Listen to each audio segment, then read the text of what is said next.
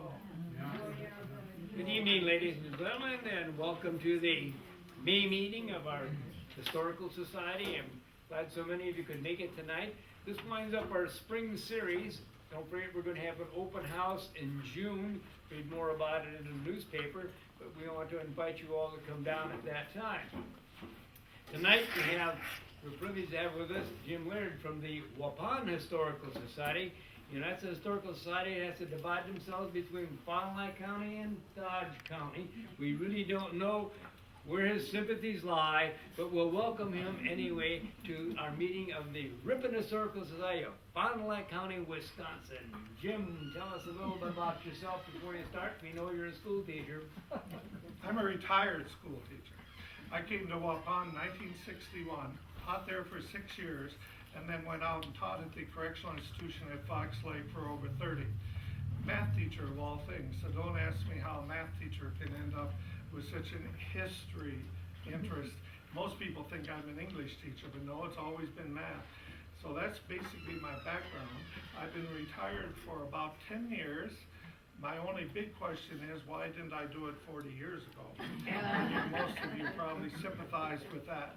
I want to kind of emphasize tonight that we're a group of friends. We're all interested in history, and there seem to be fewer and fewer of us going around, so we need to stick together and work on it. So if I'm not talking loud enough, wave, and I will attempt to speak up other than using the microphone. And if I'm saying something that you absolutely know is wrong, you can decide, should I embarrass him and tell him, or should I just let it go on? I want to start right out by mentioning that there was a small error in the advertisement for me tonight, and that was that Shaler graduated from Ripon College. He never did, from what I understand, and he attended it, but his father died, which required that he leave school fairly early. He was 17 or 18, something right along that age when he left. And then he went home and farmed, other than getting a complete degree. Ripon College did give him an honorary master's degree at some point in the history. And I would refer you, if you haven't seen it, the Ripon College magazine. This is for, winter 1999, and it is devoted to Shaler. I worked with them on it, and they did lots of research, so it's very accurate, and they did a very, very nice job. They show the sculpture in the front, all of his pieces, particularly, you know, the pieces that are on the Ripon College campus. On the front, and you'll see this a little bit later, is Genesis, and inside is Lincoln as a young man, sometimes called the Dreamer. You know, one of the difficulties we have with the Shaler statues is that Shaler just couldn't seem to make up his mind what he wanted to call them. So there's 2 or 3 names for the same word. So when we look in one reference, it's called something. We look at another reference, it's called something else. I am the president of the Waupun Historical Society, and I'd like to pass on a couple of interesting things that we're kind of doing. You use Past Perfect here, right? Yes. And we're using Past Perfect at Waupun. It is an absolutely wonderful program in its capabilities and things it can do. We're clipping articles out of the newspaper, OCRing them, which means that we take the written part of the article, convert it into text. That goes into the Past Perfect program along with the picture, and then people will be able to come in and search by pictures, or search by titles, or search by people's names. We were given a collection of 350 World War II clippings. Most of them have pictures. You know, the way they used to say so-and-so has just gone off with the service. And the best thing about those, they listed their parents' names, they listed the spouses' names, and they listed their children if they had them. So they're absolutely marvelous. We were given a 350 collection, and those are all in our computer, and Past Perfect makes it possible to go to the computer and say, Great Lakes, and the people that trained at Great Lakes pop up. And you can find out who got their training at such and such a fort and that sort of thing. It's a wonderful program. We have since then given 2 more collections So we have to sit down and find out which ones we've done and which ones we haven't done, which is a major project. I'm attempting to computerize all of the people that were in the military at Waupun. I'm up to about 2,500. Our earliest military people go back to the War of 1812. In our cemetery at Waupun, depending which sources you read, we either have 5, 7, or 9 veterans of the War of 1812 buried there. So that was an interesting project to start on this major collection. Of course, 2,500 is just a small spattering. I have an idea that by the time I get done, the collection will go on to 5,000 or 6,000. For many of you, I want to make a couple of comments about Waupun and its population. Because you know, you drive up and it says Waupun, 10,750 or something like that. And whenever the city council talks about the per capita, they use the 10,750 for the divisor. Well, unfortunately, the non-inmate population of Waupun is 7,500. So Waupun is really basically a small town when you talk about 7,500. So as we go around and talk about the sculptures, it's even more surprising that a town that small would have that many. You know, that's quite a few for a large community, let alone that small of a community. And we were debating the other day when a newspaper article appeared on the per resident cost, the per citizen cost in Waupun for police and so forth. I said, you shouldn't use the 10,500. Well, they said, well, Ripon uses their total number, and I bet that the college has included that Ripon. So there you go. I don't know if your signpost. I don't think it is. They can walk around where prisoners can't. Well, the thing is that they have to be counted on such and such a date. And as I understand it, where they're living on that date is where they're added. So I don't know how much are included and whether the 15,000 or so in Madison is included. But it was fun. I was going through the 1920 or 30 Waupun cents, turning pages, and then all of a sudden, long list, row after row after row of just names. And those are the people that were in the prison at that time. So they are part of our population. Of course, they stick around longer than college students.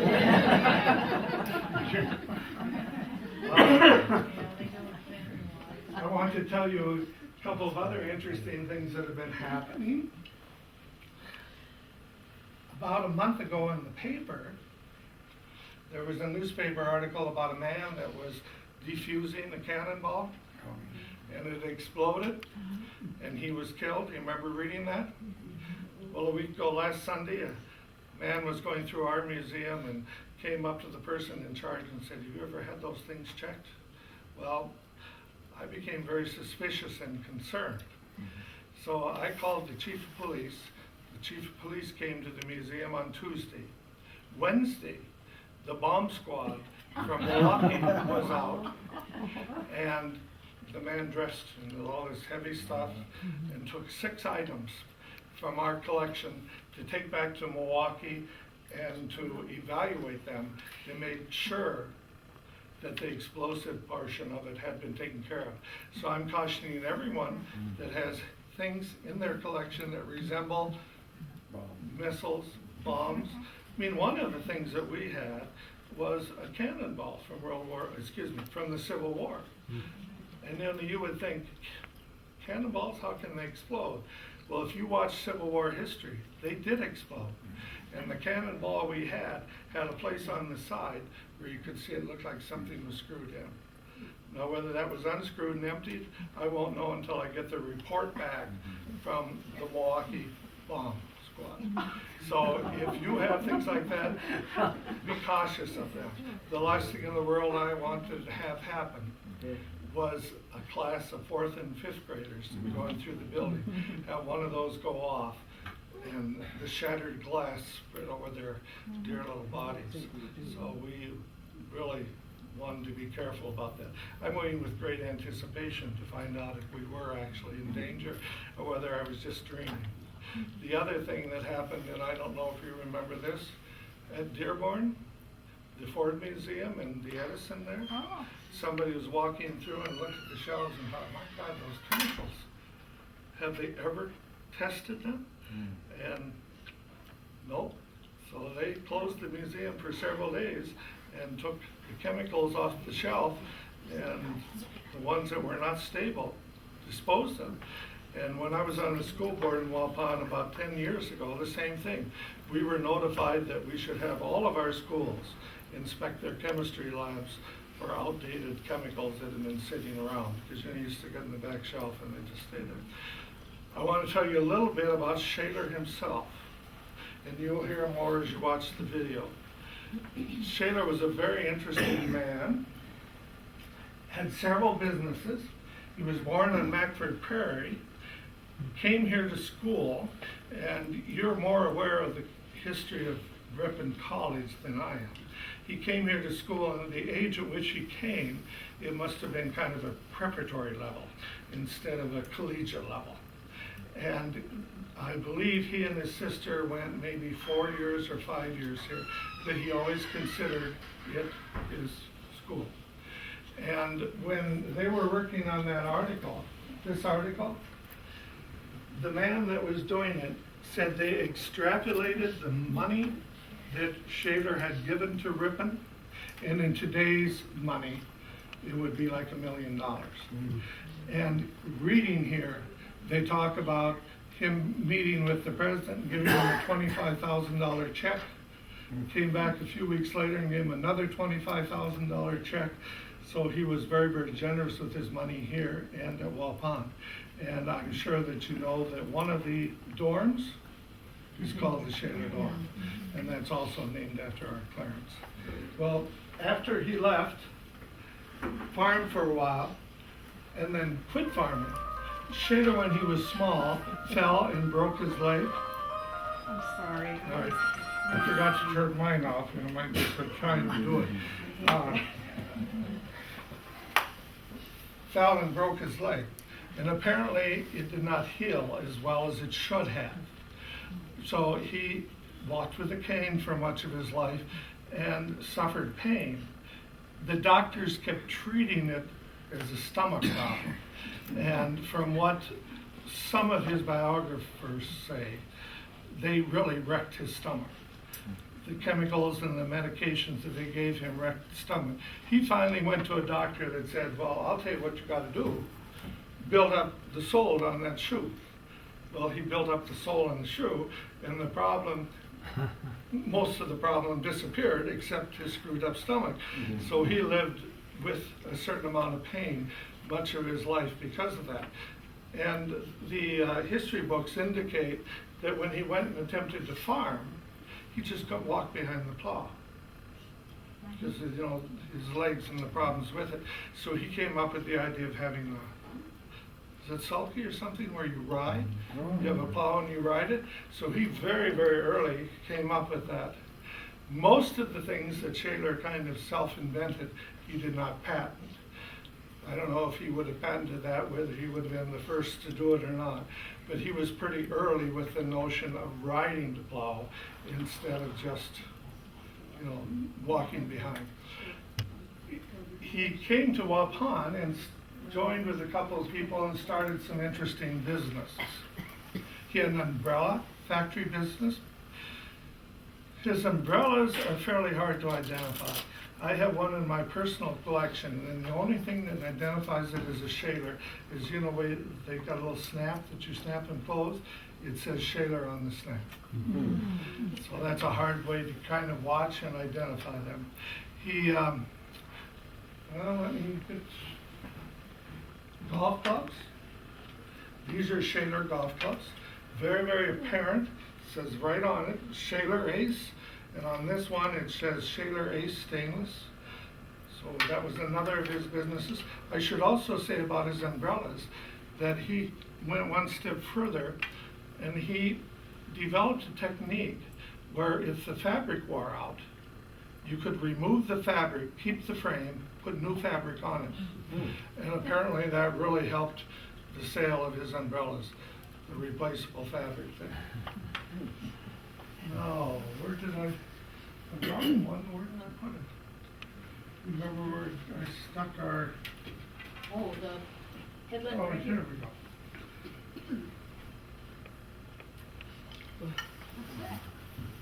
This went over the headlight in automobiles. Shaler, Waupun, Wisconsin. It's kind of a Fresnel lens, and it was supposed to make it easier to see. I don't know how many thousands of these he sold, but he sold a lot of them. So this is another one of the Shaler businesses. He had hot pads. And one of the things that in the book up here, it shows an ad of a naked little child with a hot pad wrapped around its back. So that was one of the things that he sold. And moving ahead, this is probably his most important invention. Do you recognize it? Yeah. Here's the clamp that goes with it. Shaler had, the literature indicates he has the second car in the state of Wisconsin. Isn't that something? And he went out for a ride and had 7 flat tires. So he thought, there's got to be a better way of repairing these tires and things. So he put his mind together and he came up with the vulcanizer. Basically how it works is, you know, they would bring this up, put the rubber inner tube. Young people today don't know what an inner tube is. And then this would go in, and you would fasten it down tightly onto the inner tube and ignite this. This would burn very, very hot, and the rubber patch on the back would melt and vulcanize the tire. Now, some of us are old enough that we can remember using this or something like this on bicycles. I never remember the occasion of using it on an automobile. But again, the second car in the state of Wisconsin is kind of interesting. And certainly well before automobiles were extremely popular around. So that in itself would be fun to kind of speculate and talk about. And with that, I think what I'll do is, we did make a DVD of the statues. I have a very, very dear friend, Dick Peters, Fox Lake. Any of you know him? Yeah. And he was kind of a student of mine. He was in one of the plays I directed when I was in Waupun. Dick has MS, and unfortunately is restricted to a wheelchair. He is a brain, a genius with computers, and loves to do things and loves to be occupied. So a couple of years ago, he came up with the idea of doing a DVD of the statues. So he bought the program, a friend of his went around and shot. I ended up narrating part of it. So it ended up being a fairly large project. But the thing that Dick keeps telling me over and over and over is, what am I going to do now that I'm done with it? That he enjoyed it so much. And you can see what he did now.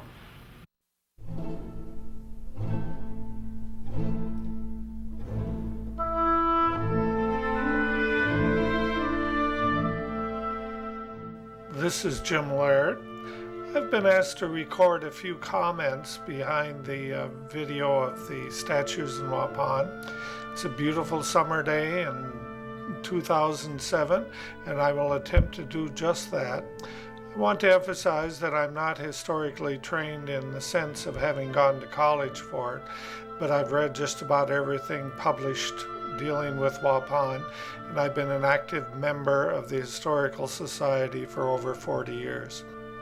I have a great deal of admiration for Shaler and have studied his life a great deal, and I'll mention that throughout the work.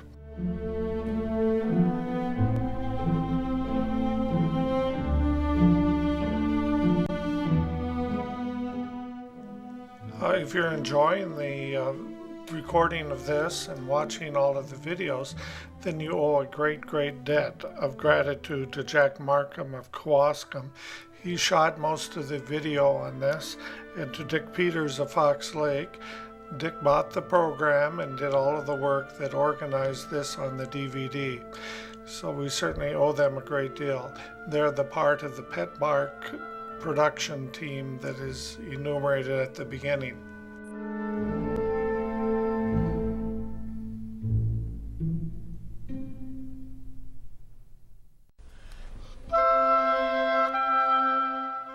appropriate, we start our tour with Dawn of Day, or Waban. It's the first Shaler statue that he actually donated to the city.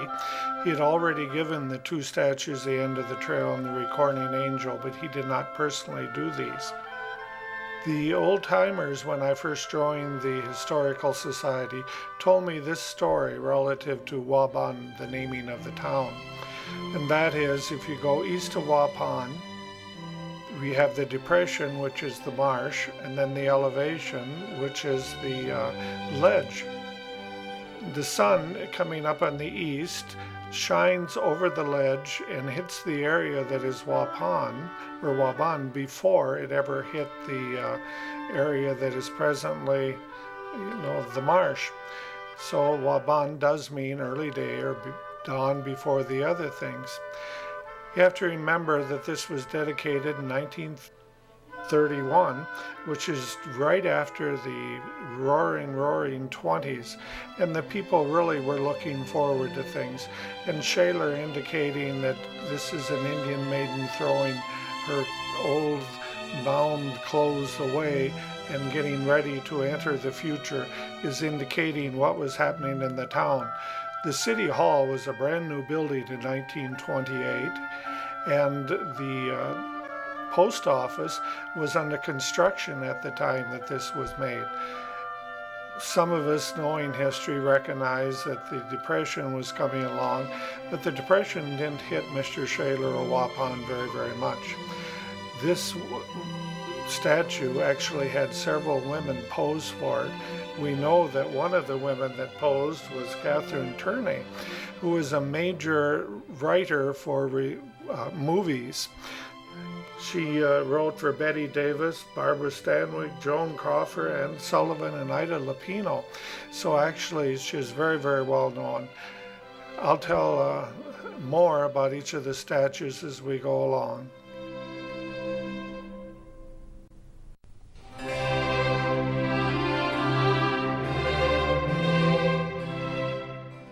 Picture in your mind, it's 1906, and the city of San Francisco has been wiped out by a devastating earthquake.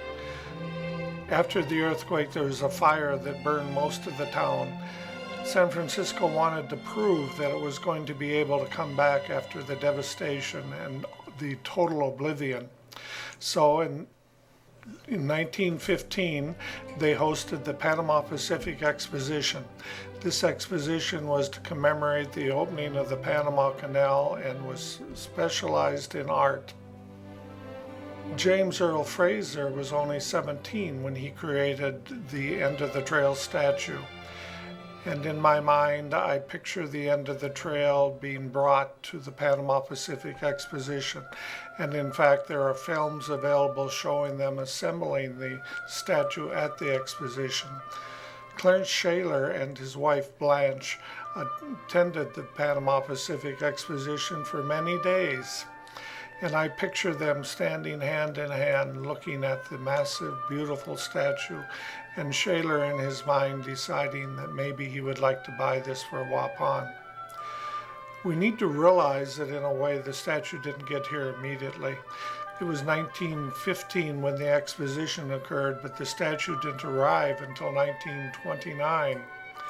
During the time in between, we had World War I and the terrible pandemic that wiped out, depending upon which historian you read, from 20 to 40 million people worldwide.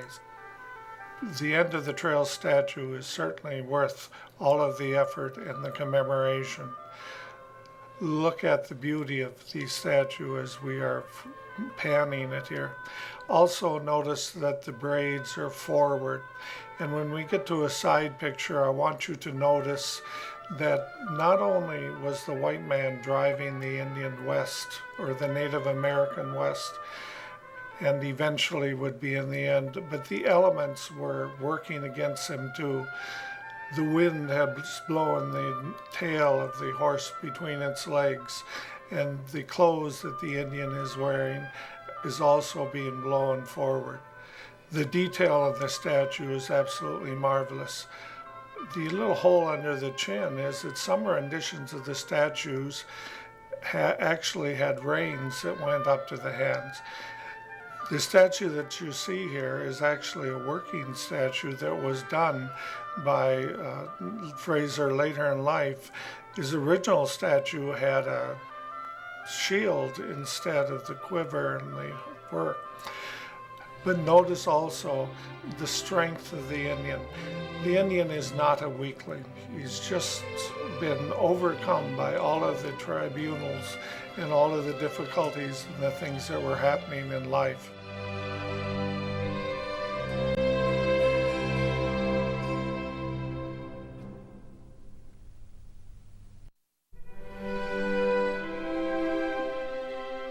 Who sows believes in God. It's hard to imagine this being put in a basement in Addison, but the history indicates that happened, and then it went to Arlington Farms, to an absolutely beautiful spot.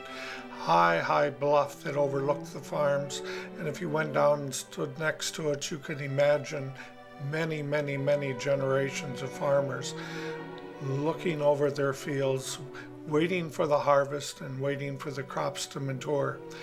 It certainly is a wonderful thing to think about. And it's also important to notice that this is a woman. So once again, Shaler's showing his respect for women and the role that they had in the development. If you go to see the statue, another thing to really notice is the difference in the various textures on the statues. The skin is very smooth. The dress has kind of ripples and has a rough look, and she's standing there in her bare feet. It really is a marvelous thing to look at, and it certainly brings to our mind the idea that what we do today does have an impact on tomorrow, and that if we truly believe and have faith, that maybe things will be better. Mr. Shaler demonstrated this deep faith in the future by creating the Shaler Scholarship. One of the things that he really enjoyed in life was hearing from the students that he had provided money for to go to college. But in addition to that, I think that it also shows his gentleness. When the committee was established for determining who would get the scholarships, he instructed them to meet with the students, and if they didn't have decent clothes or if they were uncomfortable going to college, they were to be given additional money so that they could get decent clothes and not feel out of place. I would like to put Clarence's life into perspective in terms of what was happening in the country. Clarence Addison Shaler and his sister, twin sister, Clara A. Shaler, were both born on May 29, 1860. Now let's think a little bit about 1860. Wisconsin became a state in 1848, so it was only 12 years after our statehood. The first European settlers, the Wilcoxes, came to Waupun in 1839, so his birth was only 21 years after that. So it truly was a pioneer area, and the Europeans were just getting settled. Women had a great deal to do with this. Shaler in his biography is quoted as talking about his mother living in a home, in the wind coming along and the windows having broken, and taking feather pillows and stuffing them into the broken windows, the wind coming along and blowing the whole house across the plain. So they suffered a great deal. The man here is holding his hand out, and I can't help but hear him saying, we're going to do this and we're going to do that, looking forward to a great adventure. But the woman is sitting there holding the baby, knowing that she will have much to do. It reminds us of a great saying, that men work from dawn to dusk, but a woman's work is never done. This is really true for the pioneers. Shaler's father was a teacher. He married her and moved to the farm that she owned. Mrs. Shaler was very interested in education as he was, and she took both Clarence and Clara to Ripon to go to school. It wasn't just a college at that time. It must have been able to accept students of grade school and that type of thing, so they went to school there. They continued to live there, although Shaler unfortunately was not able to complete his college education because his father died and he had to leave and work on the farm. But his mother had this wonderful part of the life to see to it that he got a good education.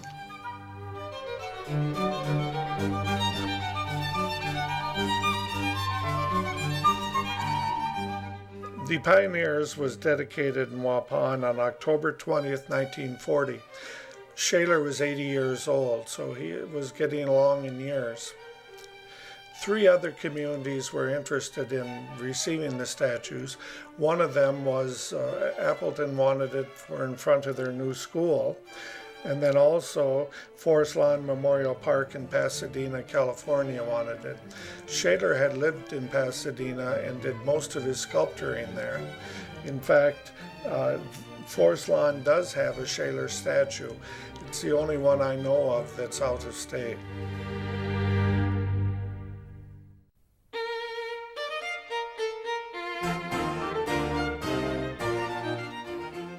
To the best of my knowledge, Shaler only created 2 non-human pieces of art.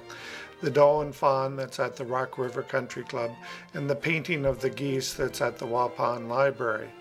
The painting of the geese at one time was also at the Country Club, but is on indefinite loan to the library. You can see a picture of this wonderful painting by going to the Shaler and Waupun portion of this DVD. But let's look at a minute at doe and fawn and think about it. It again is a mother-daughter or mother-son relationship. The doe is very cautiously looking, ears out, wondering if there's any danger.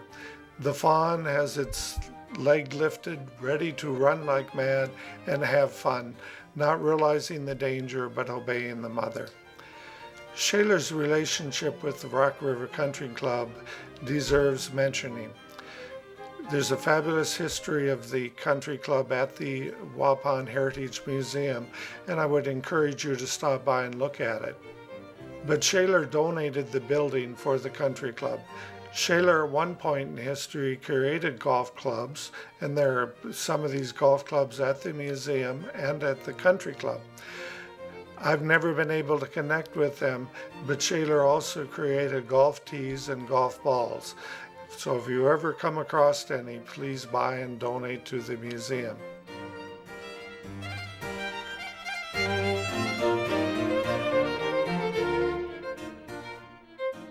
I had the fun when we were creating the DVD of sitting on the ground in front of this statue and looking directly at it.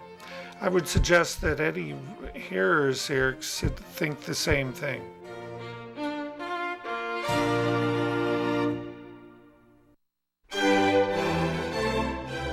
Two things are immediately recognized when we see the citadel. The first is that it's in a glass case.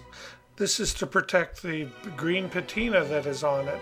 When it first came to Waupun, it wasn't protected, and the patina was washed off in about 2 years of the Wisconsin weather. The second thing is that it's in front of the Carnegie Building, which is the present Waupun Heritage Museum. I would encourage each and every one of you to try and make a visit to the Heritage Museum. We're open the first and third Sunday of every month from 1:30 to 4, except for the months of December, January, and February. Now, looking at the statue, it is quite a shock. Remembering back to the wonderful statues that Shaler created, who sows with the optimism showing in it, Waupun in front of the City Hall looking forward to the future. And I hope all of you will visit the 2 statues at Ripon, Genesis, and see the beautiful looking forward in that one. And then certainly Lincoln as a young man before he has all of the troubles of his life. The citadel is so different. The family of Mr. Shaler seemed to believe that he was commenting on what was happening in Europe and what was about to happen to the world. Remember, Mr. Shaler lived through the end of the Civil War. He was only 5 when it was over. He lived through the World War I and the terrible pandemic afterwards. In Europe, the Nazis were already moving across. They were bombing England. France was in danger. So he created this statue as his comment. The maiden is thought to be civilization under stress, the devil standing behind her very, very proudly. Our friend Clarence Addison Shaler did not live to see the horrors of World War II. Most of us recognize the date of December 7th as 1941 as Pearl Harbor. Mr. Shaler died December 16th, 1941. He fell to his death accidentally from his studio in Pasadena, California.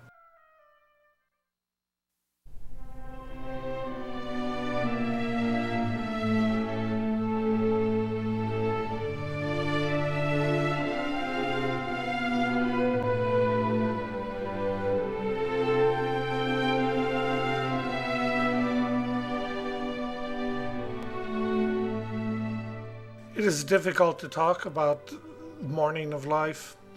This is such a great statue. Many people feel it's Shaler's greatest. It is so beautiful and impresses and impacts so many people. Shaler and his twin sister were born in May of 1860. She died when they were 17 years, 8 months old. They were living at Ripon. As I told you earlier, they'd gone to Ripon to be able to go to school. I don't have the slightest idea what were the circumstances surrounding her death. I can't help but wonder if 58 years later, when Shaler dedicated this statue, if it was the way he remembered her and the way she looked, or if it's just beauty in all things. It does impact. One day I was working at the museum. 2 people came in from Minnesota, and we were talking about the Shaler statues, and they said that they were so impressed with Morning of Life. I indicated that when we went out to film, that someone had put a bright red rose in her lap. They indicated that they looked around and there were yellow flowers blooming along the road, and they picked those yellow flowers and put them on her lap. So people are impressed. Many people around Waupun tell me that they drive out there often just to make sure that she is all right. Again, the difference in texture is so great. The skin is smooth, the dress is soft. And when you see the back, you will notice that you can see the buttons and the hair that comes down. Her hands are so fine and so beautiful. It really is a great, great, great statue. Please go out and see it.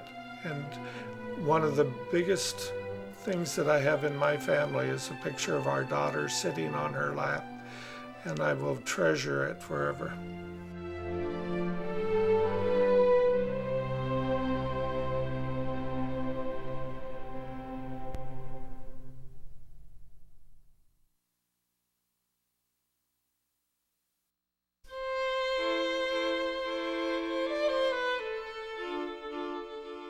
We started our tour of statues by visiting the first of the Shaler statues brought to Waupun.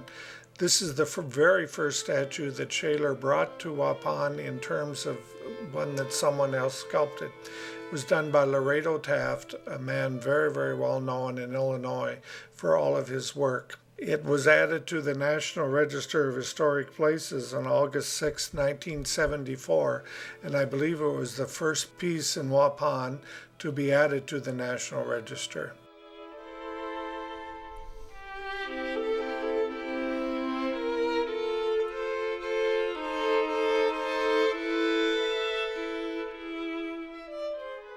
Mr. Shaler lost his beloved wife on November 1st, 1921. This statue was dedicated on her grave on October 11th, 1923. There are many interpretations to it. Some people look at her closed eyes and think that she is being very solemn and thinking. I look upon her closed eyes as though she is recording things and is not distracted by the outside, but is looking at the inside of individuals. Oh, I should talk about her toes. I think it's very, very interesting that her toes are so shiny. I bet that people that go there reach out and rub the toes. This very often happens with statues that people love. Notice that the book is actually more than half open, so you would think that maybe events are half on. I've never been able to actually get an interpretation of the statue, whether or not she is recording all people at once or whether there's a recording angel for each of us. But somewhere, our deeds and our actions of our lives are recorded and carried on.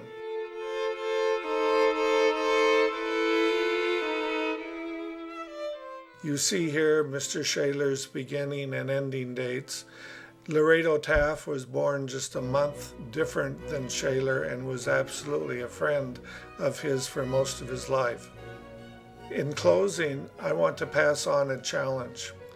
When I first came to Waupun, the statues were not very well cared for. The top part of the spear on the end of the trail was broken off. The feather was gone from Waban, and the statues had very badly aged. We had a Midwest sculpture show in 1967 and decided to do something about these things, and had a new top put on the spear and feathers made for Waban. But in the meantime, where the hole was, water had gotten down inside of the statue and caused the rust to expand. And actually her foot was split from the expanding. So the thing to remember is that these are only pieces of metal that need to be taken care of. So I would like to pass on to the people that are watching this and hope that some of you will decide that you will adopt the statues and take care of them. The present city council is excellent in terms of their wishes and having the statues taken care of, but there will be a time in the future when we will need help and they will need help. Assume the responsibility for the statues and hopefully also for the Waupun Historical Society.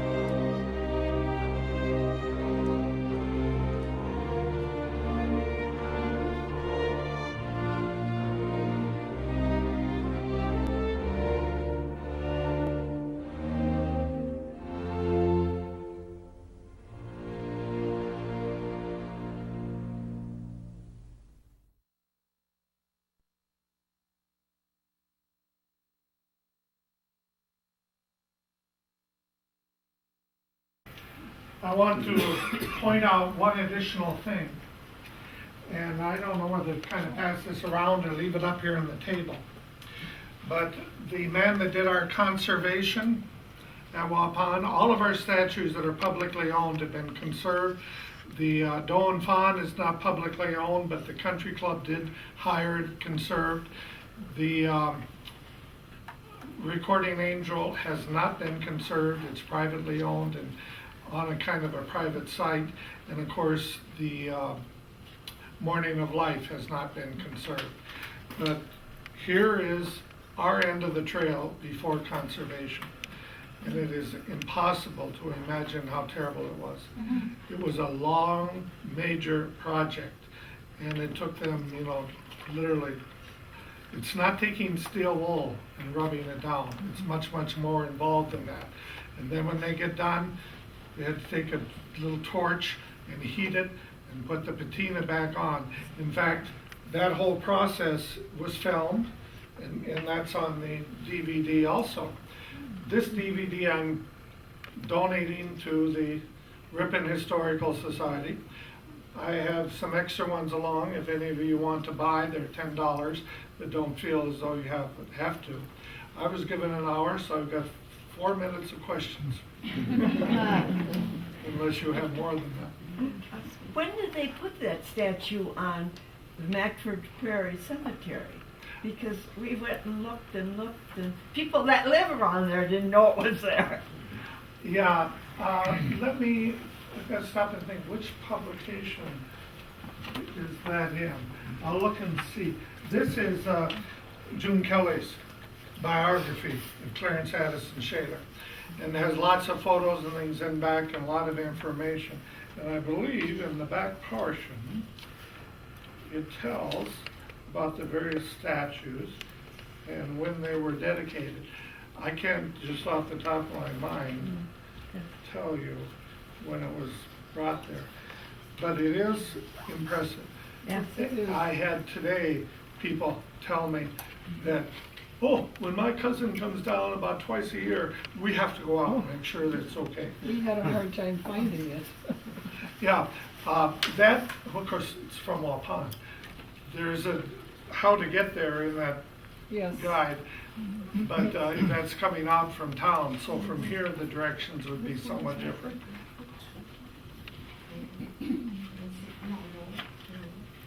The city of Waupun has a website too, and they had really good directions on how to find it on the city's website on the statues. I think I it's kind of the use same that as as the my brochure. map to get around when I was first finding them.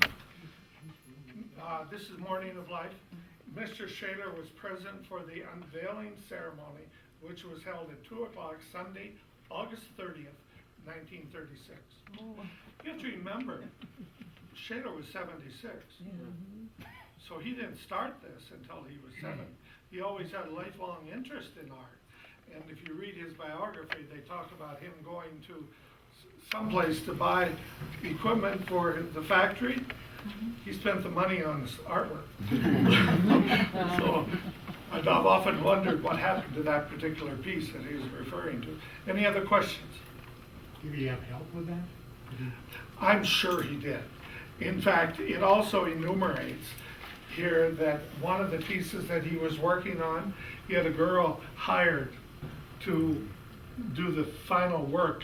You know, they make it in, I guess they make it in kind of clay or something. And then that is taken and the bronze is made from that. And she decided he didn't know as much as he should have and altered it. So it had to be redone. I just can't believe that he had the talent or the time or the physical ability to do, because if you go through this particular book is created by his daughter. All right, and these are some of his other works. This is My Mexico, and she has done an interpretation over here on the side. I value this very, very highly, because if you look in the front, this is about half, well, almost everything up here is from my personal collection. It will eventually go to the Historical Society, but right in the front. To Blanche Lumens, you probably know the Lumens. With the kind wishes I have to give, Clarence, Addison, Shaler. So he signed this particular one when he gave it away as a gift. What? And this gives you an idea of what the end of the trail was like at the Panama Pacific Exposition. This statue still exists. When the exposition closed, you know, those things are only open in 1 year. And when they closed, the statuary went to what they call the graveyard. And it was primarily plaster over a kind of wire type thing. And Visalia, California heard about it and took it and put it at Visalia. Well, years went by, and the Cowboy Hall of Fame was coming into existence in Oklahoma City. So in the early 60s, they went to Visalia and said, we'll make you a deal. If you give us the plaster one, we will take it back to Oklahoma City, fix it up, repair it, and cast you a bronze. And this is the book on the bringing of it. Do you notice the nickel as it went by? The Indian that posed for the nickel from here to here is the same Indian that's on the end of the trail statue. So they had the statue restored and gave a bronze to Visalia. I've never seen the one at Visalia, but I have seen the white one at Oklahoma City. How many of you have been there to see that? It's spectacular. You walk in, long corridor, glass behind it, and it is huge.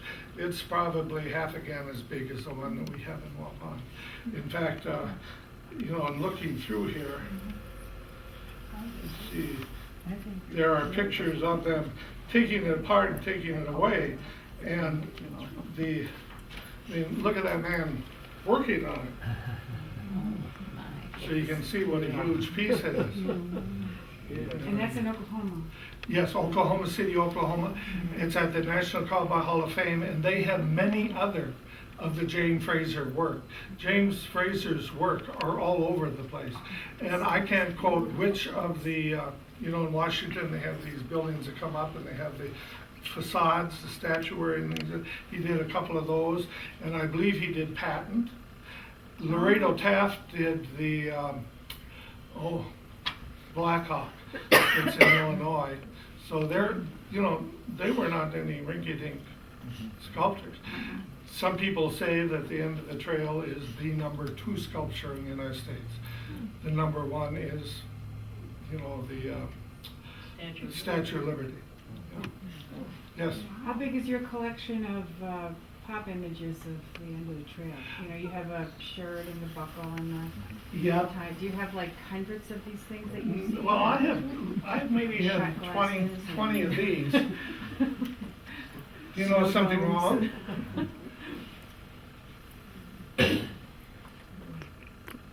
This is a very common problem. Spear's on the wrong side. Spear's supposed to be under his right, and here it's under his left.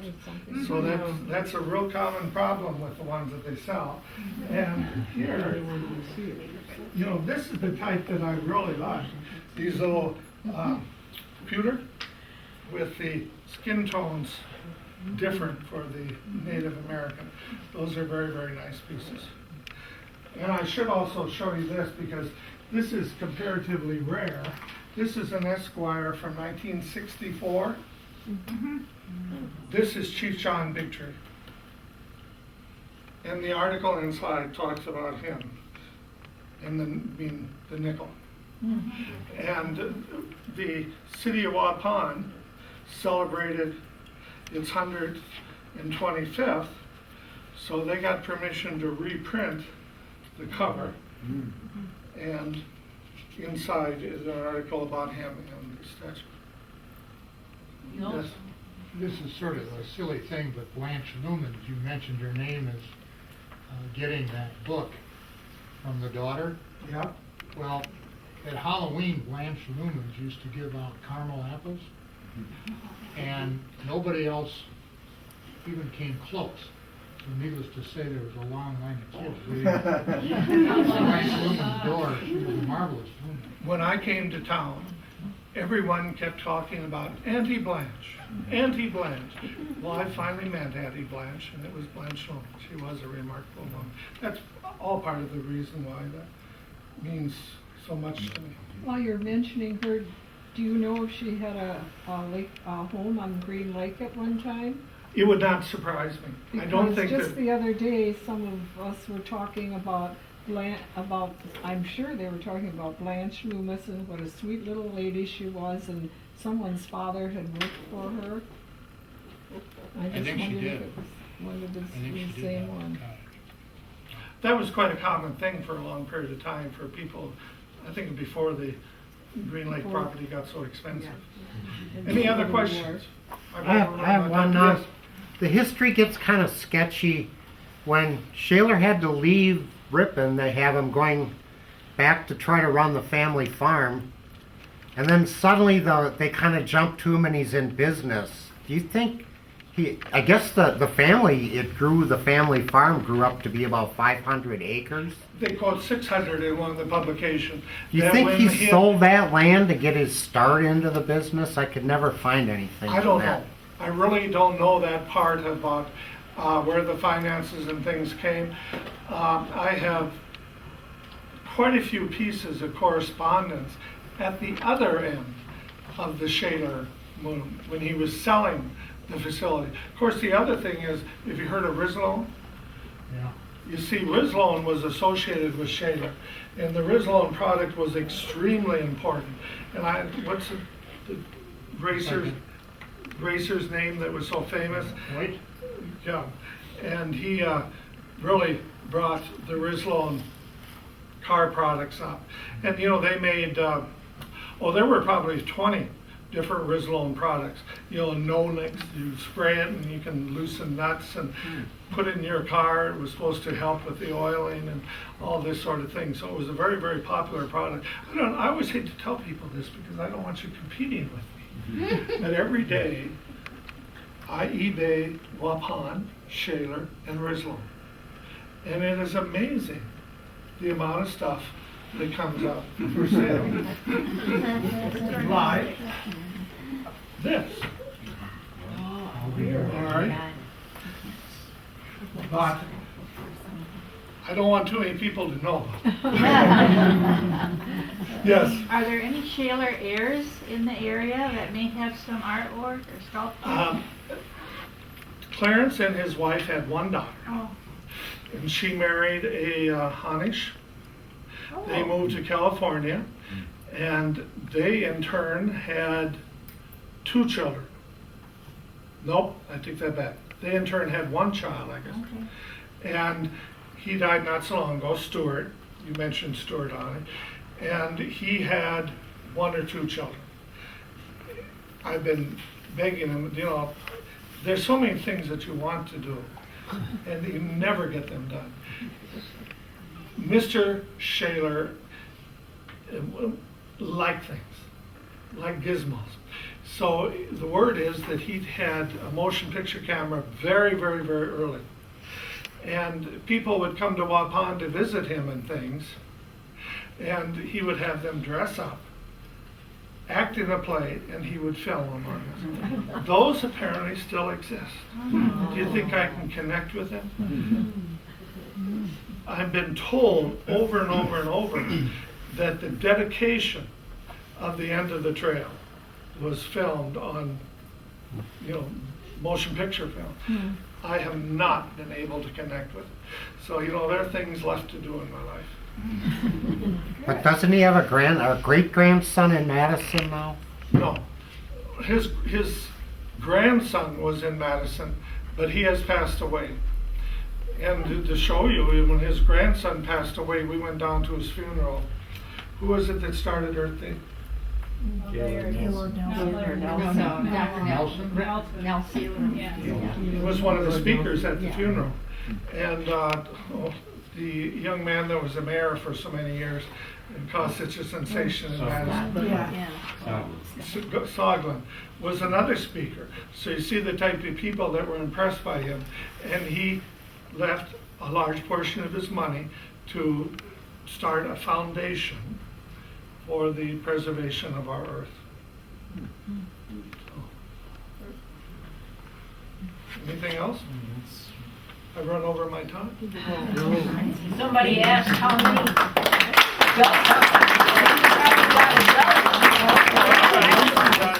got 2 or 3 of these, and I just got this not too long ago, so. Well, thank you, Jim, for making the trip up here to Waupun to tell us so much about your hometown and the life of Shaler. Now, I know many people would like to talk to him individually rather than collectively, so we're going to break at this time and have dessert. And Jim, I'm sure, will be standing up here and be willing to ask you some of your questions.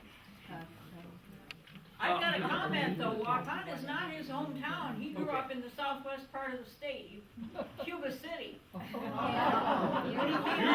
City? He got Did he interested, say Cuba City? he got interested in the area, and he knows more about the area than most people who have lived there all their lives, including me. We have an announcement. I'd just like to tell you that we're trying something new this year. We're going to be open every Sunday this summer, beginning June 15th is our open house. And every Sunday thereafter, we will be open here for tours from 2 to 4 o'clock every Sunday. And it's a nice time to come in and bring a family, and you can come at your leisure, look at our archives, our barn, Lawson House, this house. Also, it's the 150th birthday of Ripon this year, so we'll be putting up some displays with things from the last 150 years until the present. So there'll be a lot of things to see, and we'd like to invite you and bring your friends to come on Sunday afternoons. Thank you. Another one. I'd like to add to that.